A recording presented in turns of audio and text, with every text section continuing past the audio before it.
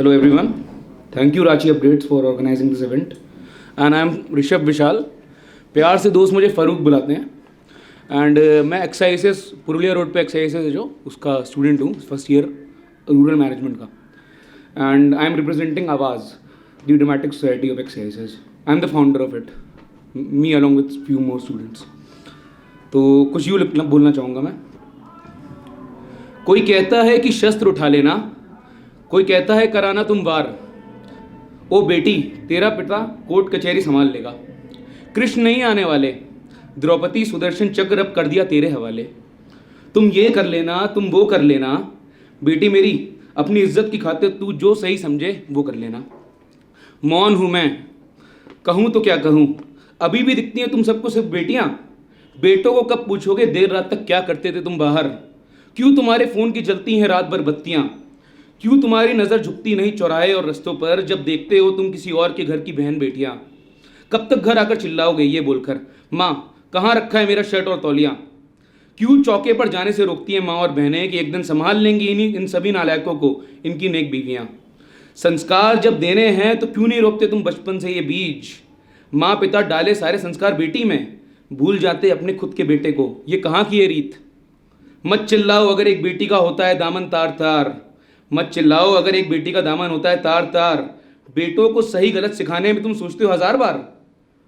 इस अधर्म का साक्षी मैं भी हूँ, चुपचाप देखता हूँ सब कुछ. हूँ कितना बेबस, शब्द सिर्फ कोरे शब्द हैं मेरे इस कलम से. हूँ दुखी, बहुत हूँ शर्मिंदा. लड़कों से आज भी कोई नहीं पूछता है सवाल, लड़कियों को ही सिखाने में लगा है हर कौम का बंदा. बदलो अब तो बदलो अपनी सोच को, हो ना जाए कहीं ये सितम कि हाथ उठाकर मांगो दुआ बेटी की. ये कहकर मेरा रब कर दे तुम्हें मना कि तू लायक ही नहीं है मेरे लगते जिगर का. धरती पर ना भेजूंगा एक भी बेटी, चल जा जियो. अब जियो बिना माँ बहन बेटी के. अरे एक माँ के सुलगते दिल से लगी है तुम सबको ये बद्दुआ.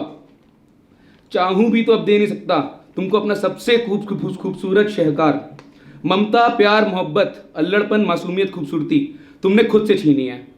अब जब तुम खुद ही हो गए हो तन्हा तो मचाओ हाहाकार.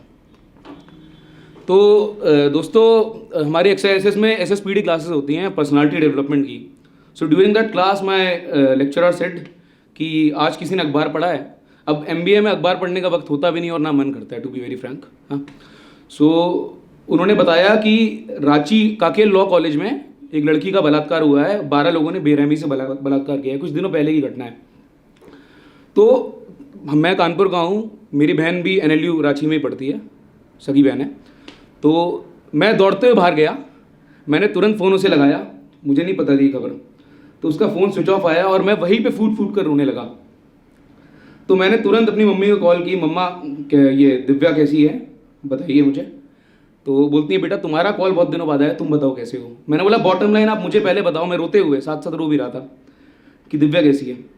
तो बोलते हैं दिव्या इज़ ओके, तुम्हें तो पता ही है कॉलेज में क्या हुआ है उसके.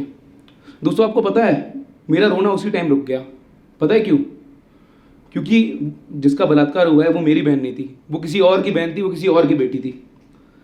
अंग्रेजी में एक शब्द है एम्पैथी, जिसका मतलब होता है कि हम उस व्यक्ति की जगह पे जाके सोचें कि उसके साथ क्या बीत रहा है असल में.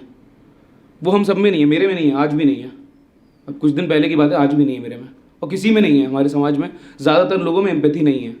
पर एम्पैथी लाने की कोशिश की, मैं अपनी बहन की जगह जाने की कोशिश की मैंने. तो उस पर कुछ यूँ लिखा है मैंने, मेरी बहन क्या सोचती होगी. फिर अचानक मेरी जिंदगी कुछ रुक सी गई, लगा मेरी नब्ज कुछ देर के लिए थम सी गई. फिर पाया मैंने अपने आप को बहुत लाचार सा, माँ की आंखों में देखा फिर वही भैसा. चारों तरफ देख रही हूँ वही खौफ सा, रोष है आक्रोश है दुख है फिर वही चंद आंसू. कुछ है शर्मिंदा और कुछ पूछते हैं मेरे से कि तेरे दिल की तसल्ली के क्या मैं करूँ. इस बात का ढूंढ रही हूँ मैं खुद से ही जवाब. ये नहीं कहती कि हर कोई है उस दानव राक्षस प्रवृत्ति का, पर क्या दे सकते हो तुम मुझे बस इतना हौसला कि देख सकूं मैं अपनी माँ की आंखों में और कह सकूं माँ मत हो तू परेशान. दिन का उजाला हो या अंधेरी रात लौट कर आऊंगी मैं सकुशल. जहाँ कहीं पर भी होगा तेरे इस नन्ही बिटिया का घोंसला. कब खत्म होंगी सड़कों पर निकलने का सिलसिला, कब किसी और के भी हाथ थपथपाएंगे थर थर, ये सोच के कि उस लड़की को मैं छू दूँ तो कुछ बुरा ना हो जाए. फिर वही 4 दिन की कुछ खबरें, कुछ दुख कुछ आक्रोश होगा. फिर सब लौट आएंगे अपने घर. मैं भी थक हार के पोंछ कर अपने आंसू लौट जाऊंगी पीसने जिंदगी का वही कोलू. जहाँ पर फिर मिलेंगी मुझे नसीहतें, कब जाऊँ और कब आऊँ, कितना देखूँ और कितना बोलूँ, क्या पहनूँ और क्या ओढ़ूँ। ये चक्कर जो हमारी ज़िंदगी से छूटता ही नहीं। मेरी हालत ये देख कर, ए समाज, क्या तेरा दिल कभी टूटता नहीं? कमज़ोर नहीं हूँ, पुरजोर हूँ, कब तक इस बात के सहारे खुद को तसल्ली दूँ?